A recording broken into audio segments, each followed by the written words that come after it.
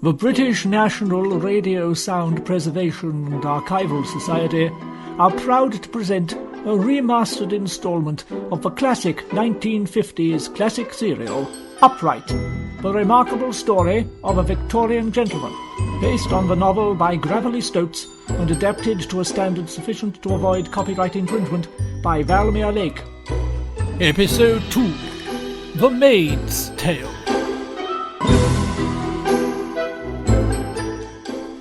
My employer, Mr. Cheerychops, told me I shall be working on the firm's behalf at Netherwood Park.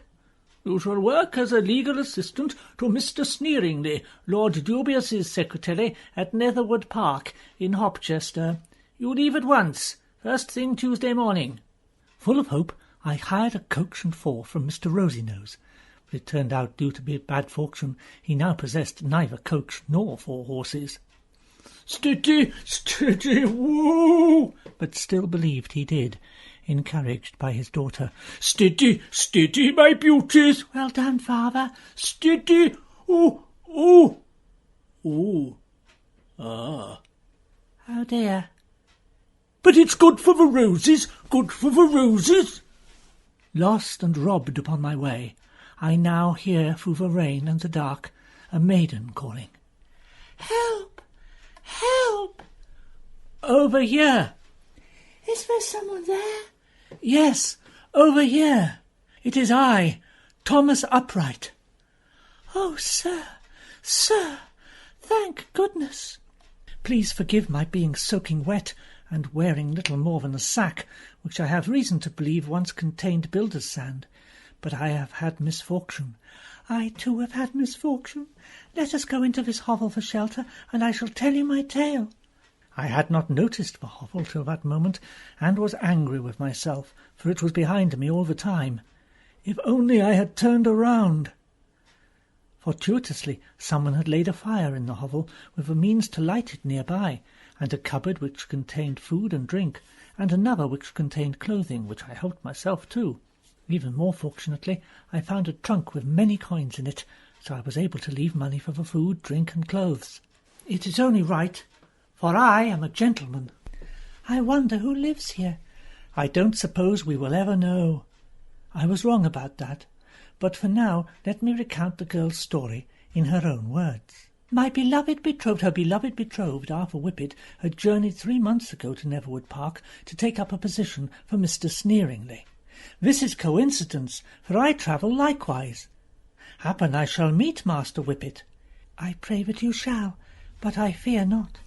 In all this time I have not heard from him, and he promised faithfully to write. I can write. I would have written. I sent letters asking of him, but received no reply. Perhaps he cannot read. He can read quite well, and I supplement my letters with little drawings. How sweet! Arthur would not abandon me, but we had to keep our betrothal secret until he earned enough money to set himself up as a solicitor's clerk in his own right. Perhaps he has enough money now and has left. Then why did he not return for me? I did not like to suggest that perhaps young Whippet, suddenly a man of means, had decided to pursue his future alone, or maybe with another maid. But then I decided it was my duty to mention it. No, he would never forsake me. Something has happened to him. He may be ill, or dead. Or nearly dead. I am going there myself, so I shall find out for you. Why do you go there? My employer, Mr. Cheerychops, is sending me to be a solicitor's clerk to Mr. Sneeringly. It is a happy coincidence. Cheerychops and Slapface, solicitors at law? Yes. But Arthur worked there. He was employed to stare out of a window. A stupid task, well beneath his capabilities. It's not that easy, for sometimes the sun gets in your eyes, or the rain on the pane means you have to peer really hard. And sometimes people spit at you. But there is the glass. Well, yes, but you don't know that at first, do you? I do not care. I want Arthur. Arthur what? Arthur Whippet. Oh, yes, of course, my predecessor. My mind turned to the table where I had sat beside the window and idly etched my initials into the wood with a quill knife. I can see the initial of my name now, and above them the letters A.W. I cannot read, only write, so I asked her if these might be A.W. Yes, he always wrote his initials that way. My mind went back to the 71 other initials carved above it, and I began to wonder, with a sinking feeling, if I had left enough room for my successors to carve theirs.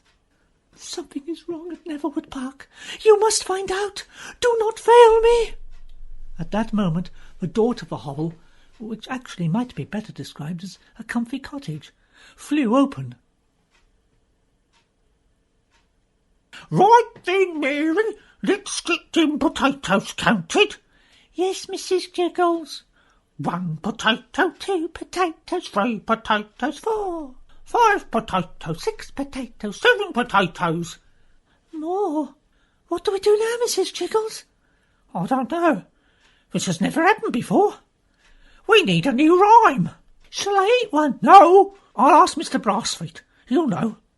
Mrs. Jiggles? Oh, there he is now. We've got more than 7 potatoes, Mr. Brassfeet. Are you sure? No. I haven't time for this now. The new boy, Upright, I think his name is, he has not arrived. Ooh. Oh. Get back to work, Mary.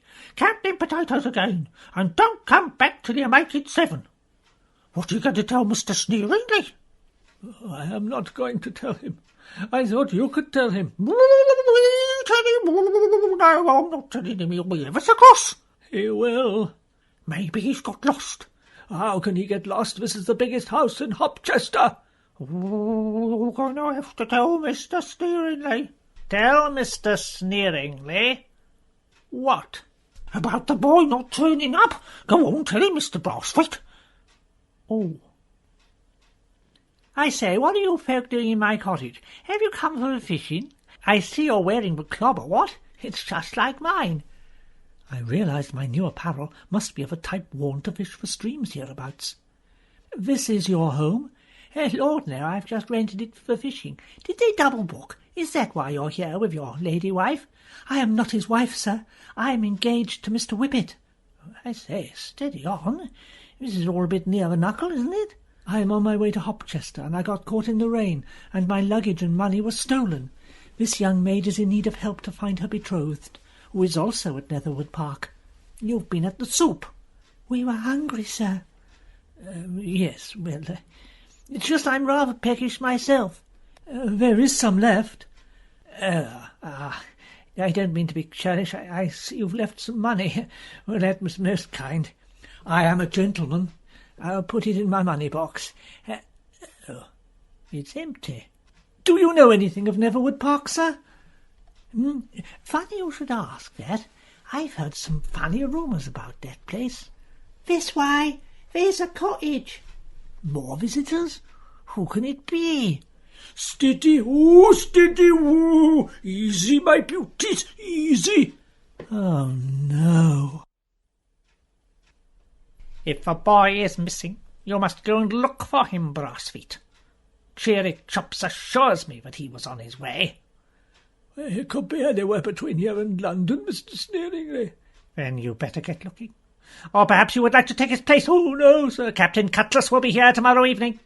You have until then. Yes, sir. 7 potatoes. Oh. What is that girl doing? Oh, she's counting potatoes, Mr. Sneeringly, sir, if you please, sir, Mr. Sneeringly. How many times does she have to do it? There's more than 7, Mr. Sneeringly. We need a new rhyme. Oh, for goodness sake, let me see. 1 potato. 2 potato. 3 potato. 4. 5 potatoes. 6 potatoes. 7 potatoes. Ooh. Good heavens. It's the devil's work. There is a potato over. So there's 10. Someone did not eat their potato. And if they did not eat their potato, they won't want their pudding. Silence! First the boy does not turn up, and now it seems the previous boy did not eat his potato. What was his name? We don't give the potatoes names any more, sir. Not after all the confusion last time. I could pick it out in a line-up, though. Whippet, that's the name. Yes, a young man who was brighter than the usual fools. He might have realized that the potatoes were... Well, we shall find out if there's a problem when Captain Cutlass gets here. Meanwhile, I had better inform Lord Dubious. You know what this means, Mary? What, Mrs. Jiggles? From now on, we're going to have to go 7 potatoes, 8. Oh, and if there aren't 8? Oh, no, you're making my head spin. 1 step at a time, my girl. Yes, Mrs. Jiggles. Cool, ain't it complicated, though? Mr. Rosy-Nose and his daughter introduced themselves. To my relief, they did not appear to recognise me in my new attire. While Mr. Rosy-Nose saw to the horses outside, his daughter finished the soup with indecent haste. Thanks for letting us share a warmth of your fire and simple food. You're welcome, I'm sure. Any soup left? Nah. Oh. Ah, yes, Father. Oh, that's better. Oh, yes, they needed that. I'm afraid there's no soup left, sir. Oh, do not trouble. We have our sandwiches. You have them all, Father. I've eaten soup. Are you sure, daughter? They are high quality cheese and ham and green things. I'm sure. I ate too much soup. Well, I wish you'd left some then. Yum, yum, lovely, lovely. They are tasty, tasty. There are no sandwiches there. No, well, you'll get used to that. Shh! On the way here, Father was swindled of his sandwiches, and he broke his old heart. He pretends the sandwiches are real, and I pretend too, so he may keep his... Pardon? Oh, messy, yum, yum. Dignity. I realised that the morning was already turning to noon.